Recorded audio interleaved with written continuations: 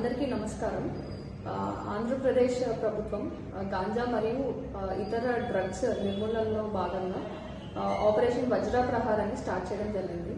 ఇందులో భాగంగా మా ఎస్పీ గారి ఇన్స్ట్రక్షన్స్ మేరకు 1 టౌన్ సిఏ గారు మరియు వాళ్ళ సిబ్బంది ఈ గాంజా అక్రమంగా రవాణా చేస్తున్నారని వచ్చిన సమాచారం మేరకు ఒక ఇద్దరిని అదుపులోకి తీసుకోవడం జరిగింది. నిన్నటి దినంన సాయంత్రం 5 గంటలకు జగజ్జని నగర్ చెరువు కట్ట దగ్గర మల్లెలమ్మ గుడి దగ్గర ఇద్దరు వ్యక్తులను పట్టుకోవడం జరిగింది. వారి వివరాలు దాసరి కళ్యాణ్, మందాపురం మనోహర్. ఇద్దరు బయటపేటలో నివాసం ఉంటున్నారు. వారిద్దరి వద్ద దగ్గర నుంచి 2 కిలోల గాంజా అలాగే 2 సెల్ ఫోన్స్ సీజ్ చేయడం జరిగింది. సో వీళ్ళు మామూలుగా గాంజా తాగడం అట్లాగే మద్యం సేవించడం ఇట్లాంటి చెడు అలవాట్లకు లోనయ్యి వైజాగ్ వెళ్ళి వీళ్ళిద్దరు కూడా అరకులో అక్కడ తెలిసిన వాళ్ళ వద్ద దగ్గర నుంచి వీళ్ళు కొద్ది రోజుల క్రితము వైజాగ్ వెళ్ళి అక్కడ దగ్గరలో ఉన్న అరకుకి వెళ్ళి అక్కడ తెలియని వ్యక్తుల వద్ద నుంచి ఒక 2 కేజీల గాంజా కొనుగోలు చేయడం జరిగింది. కేజీ 4,000 రూపాయలకి కొనుగోలు చేసి నంద్యాల తీసుకొచ్చి ఇక్కడ అమ్ముదామనేసి వీళ్ళ వద్ద పెట్టుకోవడం జరిగింది.